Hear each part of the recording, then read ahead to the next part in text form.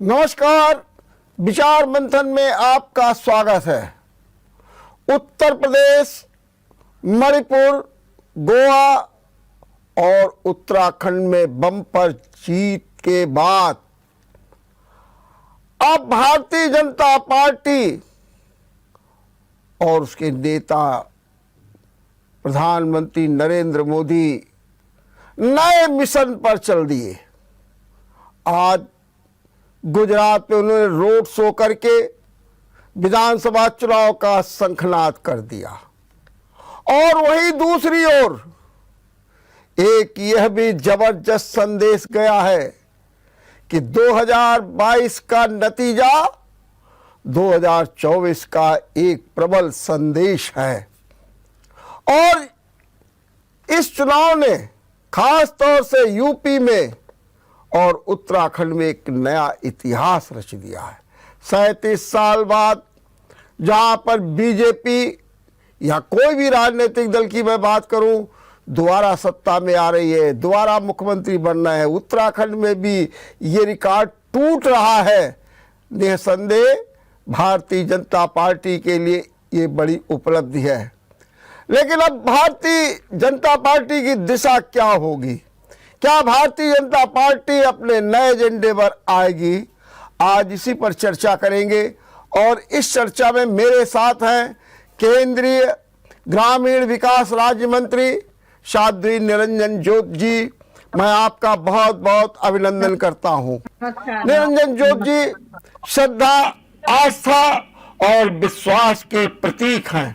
उन्होंने कम से कम अपने इस क्षेत्र में एक ऐसा आस्था का केंद्र स्थापित किया है जहां से लोग जुड़ करके अपने को आनंदानुभूति महसूस करते हैं।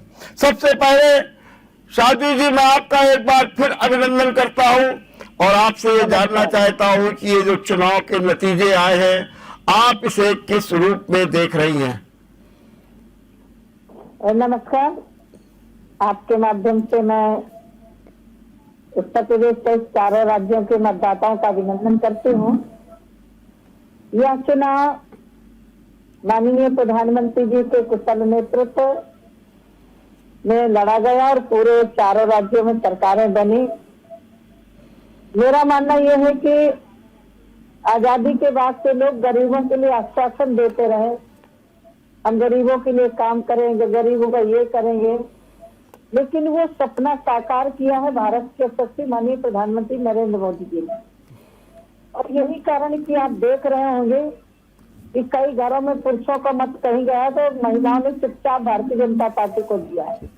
और क्यों ना दें?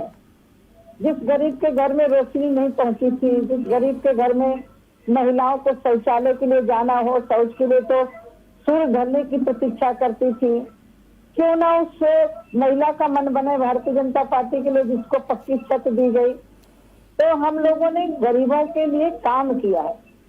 माननीय प्रधानमंत्री जी ने गरीब कल्याण पैकेज लागू करके, और आपको याद होगा कि 2014 में माननीय प्रधानमंत्री जी ने कहा था कि मेरी सरकार गांव, गरीब, किसान, मजदूर के लिए समर्पित है। उस दिशा पर हमने काम किया और आपने चुनाव में आपने देखा होगा कि बहुत सारा ऐसे टैलेंट वोट था जो जा करके चुपचाप भारतीय जनता पार्टी के कमल के बटन दबा के आ गया। और आप देख रहे हैं कि बम्पर वोटों से जीतना, इतनी मेजोरिटी में आना और एक रिकॉर्ड माननीय मुख्यमंत्री जी तोड़ रहे हैं, ये भी भारतीय जनता पार्टी के लिए इतिहास जनता ने दिया है। और मेरा मानना यह है कि जो जनता के हित में काम करेगा, यह चुनाव जाति, मजहब, पार्टी से ऊपर उठ करके विकास के नाम पर चुनाव हुआ है। और कानून व्यवस्था को उत्तर प्रदेश के माननीय मुख्यमंत्री जी ने जिस तरह से कंट्रोल किया था, उस पर जनता ने मोहर लगाई है। आप निश्चित रूप से ये बात कह रही हैं। क्या ये सही है कि मोदी और योगी का मैजिक फैक्टर्स लगातार यूपी में कायम है? भी कह सकती हूँ और काम भी कह सकती हूँ जी। जो विपक्ष हमारे सामने था, उनके कारनामे भी जनता जानती थी और मोदी योगी के काम को भी जनता देख रही थी। उस गरीब किसान से पूछो जिसको समय पर बीज लेना होता था, खाद लेना होता था, 2-2.5 बीघे वाला उधार पैसा लेता और फसल आते पूरी फसल ब्याज में चली जाती थी।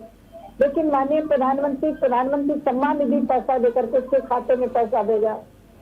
उस गरीब के इस संकट की घर में जिसको लोग मजाक कर रहे थे, जिसके घर में संकट के समय, कोरोना के समय रोजगार छीना, उस समय उनको राशन देना, उस समय 3 महीने तक गैस सिलेंडर देना, उस समय जन धन खातों में पैसा पहुंचाना, मैं मानती हूँ कि ये काम के बल पर माननीय मोदी जी ने जो कुशलता पूर्वक जनता के लिए काम किया, यह परिणाम है आपको दिखाई पड़ रहा है। और हमने पहले भी कहा था कि हमने काम किया है, काम करेंगे, झूठे वादे नहीं करेंगे, हम उस पर काम कर रहे हैं। लेकिन हाँ, इस चुनाव में विपक्ष के नेता ने मोड़ने का कहीं पाकिस्तान के लिए, हम तो विकास के मुद्दे पर जनता के बीच में जा रहे थे जी, लेकिन चुनाव को भी जनता ने देखा कि कौन मुद्दों से भटका रहा है, कौन मुद्दे में लड़ रहा है, तो जनता ने जो काम किया था उस पर मोहर लगाई है।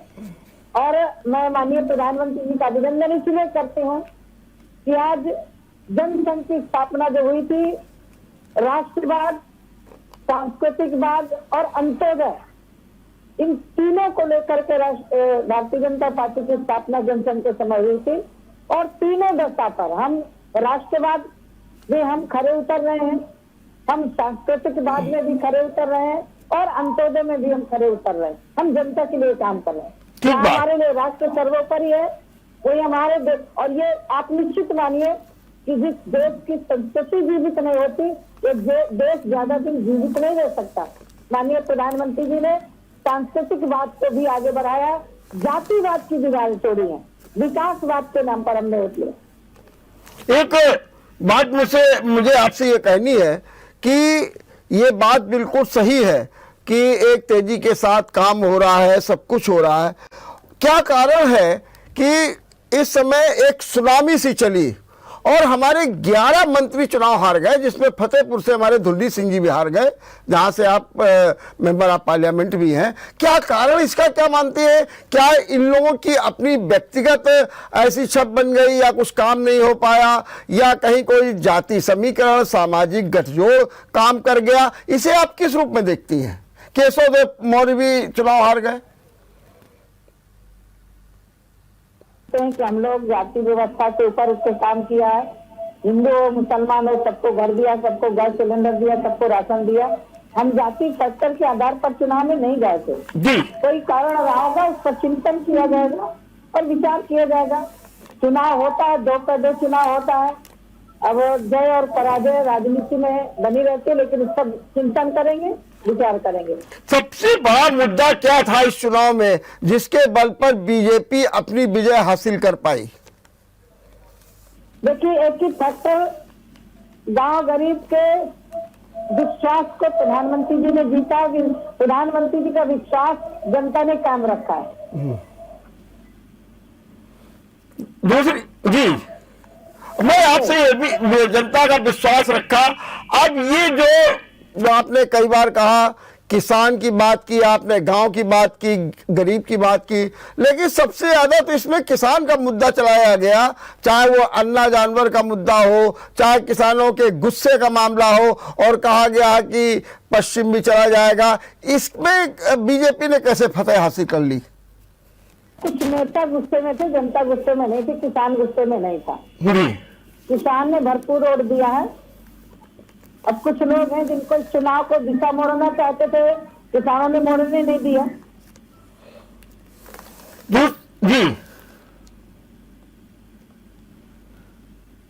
जी आवाज आ रही है जी।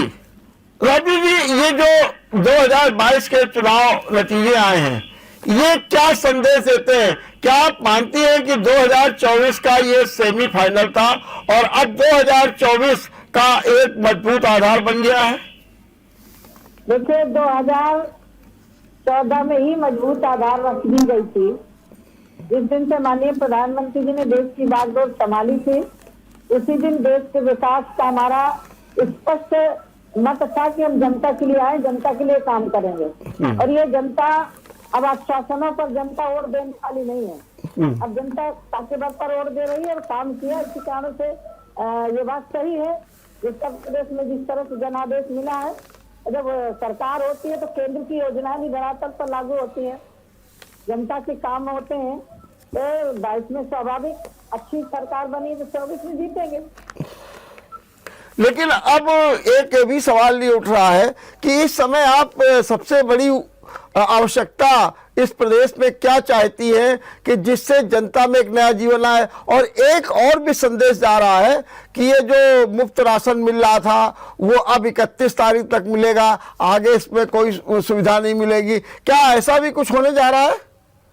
देखिए, जो जनता को सुविधा मिलती रही है, मैं उस विभाग की मंत्री हूँ। ग्रामीण विकास भी मेरे पास है, यही मैं कह रहा था भी मेरे पास है जी। और ये माननीय प्रधानमंत्री हैं जो दे रहे हैं, जो देते रहेंगे। और मैं इतना कह सकती हूँ कि आगे भी हम और करने वाले हैं। किसानों को बिजली माफ करने वाले हैं, किसानों को 6,000 के बजाय 12,000 देने वाले हैं, बेटियों की शादी में 51,000 से 1 लाख रुपया देने वाले हैं। तो हम लोग तो गरीब को फोकस करके काम कर रहे हैं। जहाँ एक तरफ उन्नति भी देश की चाहिए, प्रगति भी चाहिए, फसलें भी लगनी चाहिए, रोड भी अच्छे होने चाहिए, वहीं गरीब को सुविधा भी मिलनी चाहिए। तो ये जो एक जो सबसे ज्यादा बार बार मुद्दा महंगाई का उठाया जाता है, बेरोजगारी का मुद्दा उठाया जाता है और ये कहा जाता है कि हाँ हम लोग परेशान हैं, गरीब लोग परेशान हैं, इसके बारे में भी कुछ सरकार आपकी सोच रही है क्या? इससे भी जनता को कोई राहत देने जा रही है? देखो, नेताओं की परेशानी को तो सरकार दूर नहीं कर सकती। जो नेता बेरोजगार हो गए हैं जी, जनता के लिए हम लोग काम कर रहे हैं।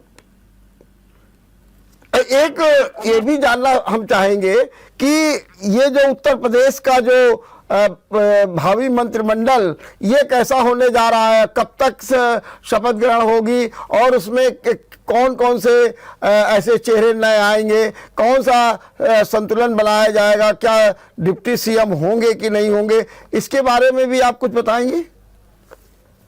नहीं, पार्लियामेंट वोट का विषय है। ये पार्लियामेंट वोट का विषय है, लेकिन आपकी कुछ अपेक्षाएं तो होंगी ही। अपेक्षा है बस इतना ही, देश मेरा समृद्ध हो, मेरे गांव गरीब किसान का सम्मान हो, मेरी अपेक्षा है।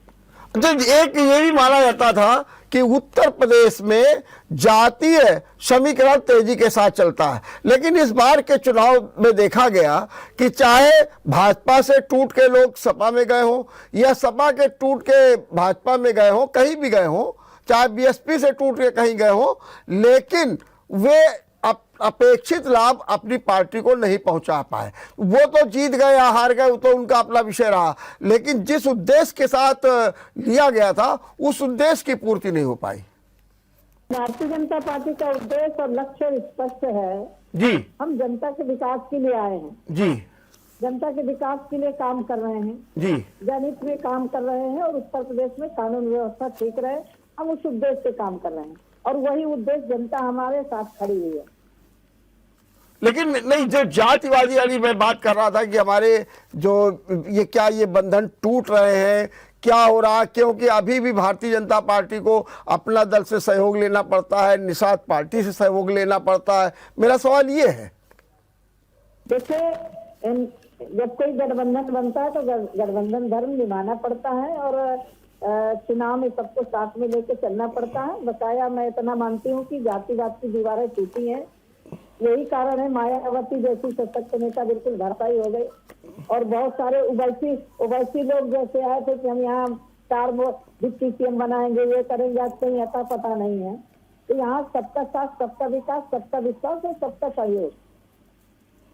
लेकिन आपने बिल्कुल सही बात की और ये आपने अभी ओबीसी का भी जिक्र किया, लेकिन उसके बाद भी इस यहाँ पर माइनॉरिटीज जो है वो अपना विश्वास जो है बीजेपी से नहीं तारतम्य बढ़ा पाती है। यही कारण है कि अभी जो चुनाव हुए उसमें एक तरफा वोट गया सपा को और उसका सपा को लाभ भी मिला है। क्या भारतीय जनता पार्टी इस बारे में भी चिंतन करेगी, जो 80-20 की लड़ाई लड़ी गई थी उसी को आगे बढ़ाएगी? लाभार्थी लाभ दिए हैं वो 20 कोई भी हो सकता है और 80 कोई भी हो सकता है। इसमें हमने काम किया और मुझे मालूम है कि 2019 में मैं जब चुनाव लड़ी हूँ, जी बहुत अच्छे मुस्लिम गांव से 14 में 0 गया था और 19 में आकर के मुझे 50 वोट 100 वोट जितना भी दे सके दिया। तो मुझे लग रहा है मुस्लिम समाज की महिलाओं ने भी चढ़ के हिस्सा लिया वोटिंग में और दिया भी है। लेकिन इसका क्या कारण है कि सबका साथ, सबका विश्वास, सबका विकास, सबका प्रयास का बार बार नारा देती है, लेकिन वो घालमेल अभी भी जारी है 80 और 20 को लेकर के। इसका क्या कारण, क्यों नहीं विश्वास जीता जा सकता इन लोगों का? आजादी के बाद से पूरे समाज का, चाहे हिंदू हो चाहे मुसलमान हो, सबके विश्वास को तोड़ा गया है। वो विश्वास माननीय प्रधानमंत्री जी जोड़ने का प्रयास कर रहे हैं, जोड़ भी रहे। कुछ हद तक हम लोग उसमें कामयाब भी है, हमने सबको घर दिए, सबको गैस चूल्हा दिए और मुझे लग रहा है कि लोगों का मन परिवर्तन हो रहा है। अच्छा, आप ये बीएसपी की स्थिति को किस रूप में देखती हैं? आज उनका एक बयान आया है, उन्होंने कहा अब हमको अपनी रणनीति बदलनी पड़ेगी, हमारे खिलाफ प्रचार कर दिया गया और सारा मेरा वोट बीजेपी के खाते पर चला गया सीधे सीधे, और उसके लिए उन्होंने अखिलेश पर भी दोषारोपण कर दिया।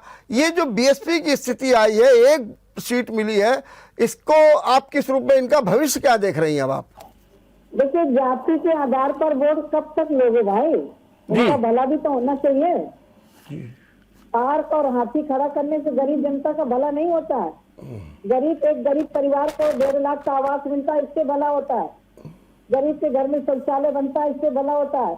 गरीब के खाते में पैसा जाता है, इससे भला होता है। ये कोई जाति के, गरीब जाति में अकेले नहीं होते, सारे समाज में होते हैं। तो ये लोग तो एक आधार मान करके समाज को बांट करके राजनीति करने वाले लोग, सिर्फ जनता जान चुकी है कि हमारा भला किसके साथ है, हमारा भला कौन कर रहा है। तो क्या ये आप मानती हैं कि इस समय बीएसपी का वोट सीधे सीधे इन्हीं परिस्थितियों के कारण आपके खाते में चला गया? देखिए, हम जनता को वोट बैंक की दृष्टि से नहीं देखते, हमने नागरिकों का काम किया, नागरिक हमारा सपोर्ट कर रहा है। और जो ये बार बार ओबीसी की बातचीत की जाती है, जातिगत गणने की बातचीत की जाती है, और जिसके कारण आपसे लोग नाराज भी हुए, राजभर भी नाराज हुए। इन लोगों ने यही आरोप लगाया, स्वामी प्रसाद मौर्य ने भी, कि हम लोगों की नहीं सुनी जाती है। तो ये जो राजनीति है, क्या ये राजनीति एक बार फिर तेजी के साथ बढ़ रही है, या इसका भी बीजेपी पटाक्षेप करने जा रही है? कुछ लोग होते हैं 5 साल पूरा माल खाया, माल में सम्मान पाया, मंत्री रहे, और आम टाइम पर देखा कि भाजपा की हवा खराब हो रही है तो चले गए सपा में। जब तक मंत्री रहे तब तक यहाँ ओबीसी का अपमान नहीं हुआ, तब सम्मान की बात नहीं थी। अब पार्टी से जाते ही ओबीसी की विरोधी हो गई पार्टी। अरे मैं आपके बीच में बैठी हूँ केंद्र में मंत्री, और भारतीय जनता पार्टी एक ऐसी पार्टी है, अब्दुल कलाम को भी राष्ट्रपति बना सकती है। आपको माननीय रामनाथ कोविंद भी राष्ट्रपति बने बैठे हैं। कौन सी पार्टी होगी विरोधी पार्टी? भाई, ये तो पार्टी सबकी है, सबके लिए काम कर रही है।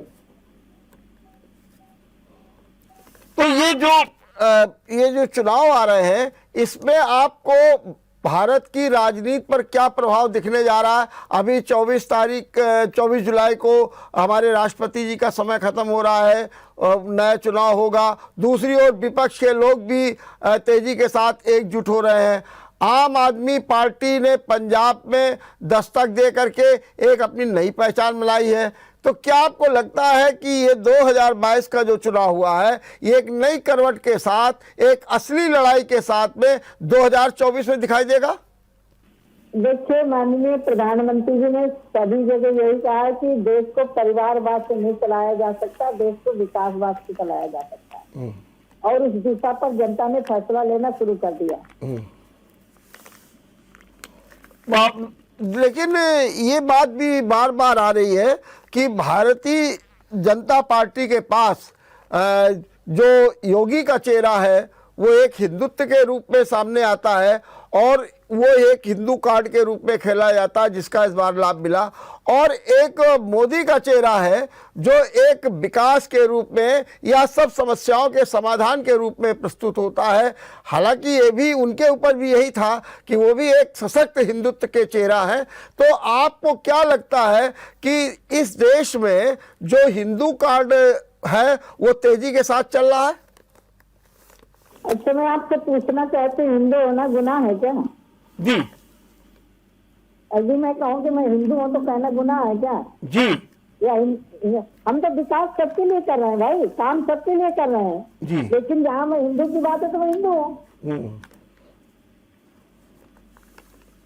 तो क्या आपको लगता है कि इस चुनाव में ये जो कार्ड था हिंदुत्व का वो पूरी तरीके से प्रभावी हो गया, कामयाब हो गया और आने वाले भविष्य में भी कामयाब होगा?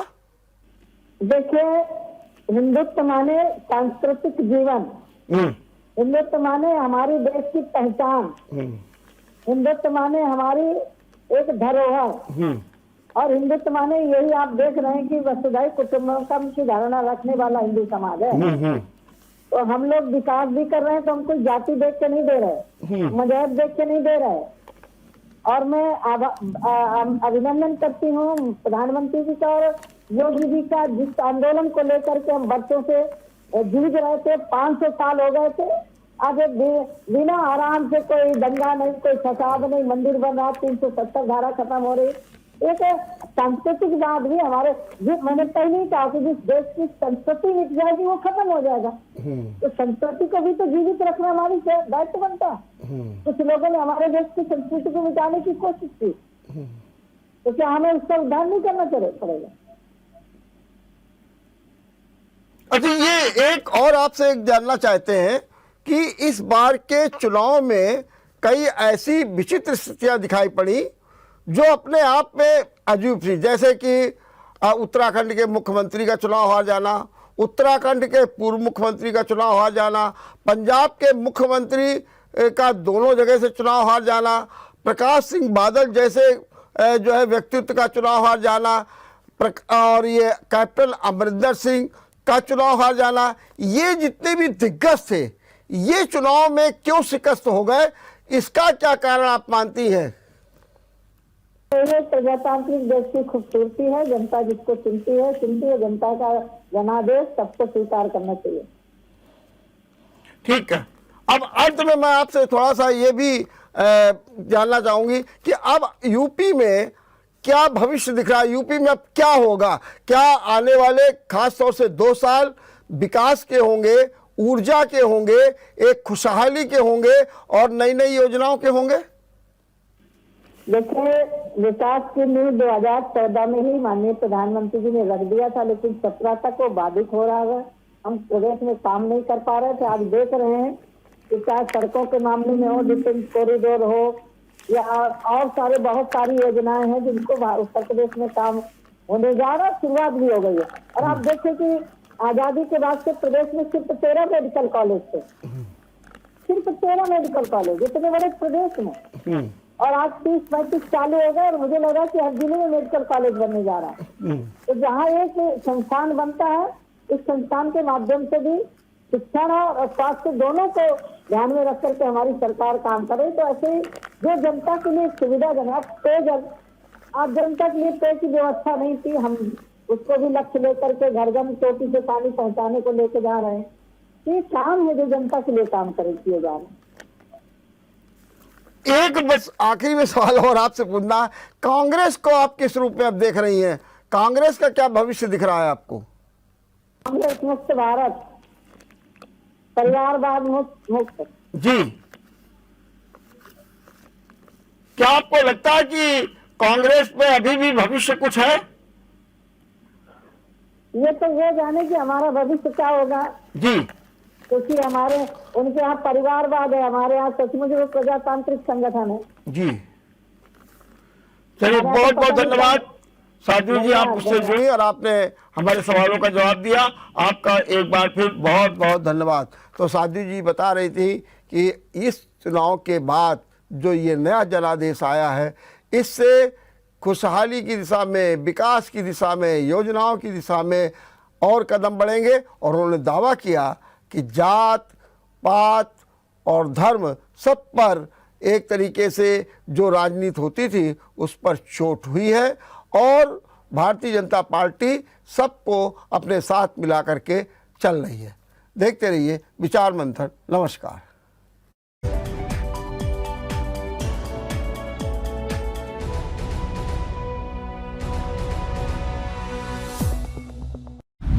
अगर आपको हमारा वीडियो पसंद आया हो तो हमें लाइक करें, सब्सक्राइब करें और ज्यादा से ज्यादा शेयर करें और हाँ, बेल आइकॉन दबाना ना भूलें ताकि हर खबर का अपडेट आप तक पहुंचे तुरंत। आप हमें इंस्टा, ट्विटर और फेसबुक पर भी फॉलो कर सकते हैं। हमारी आईडी है @JMT News Flash।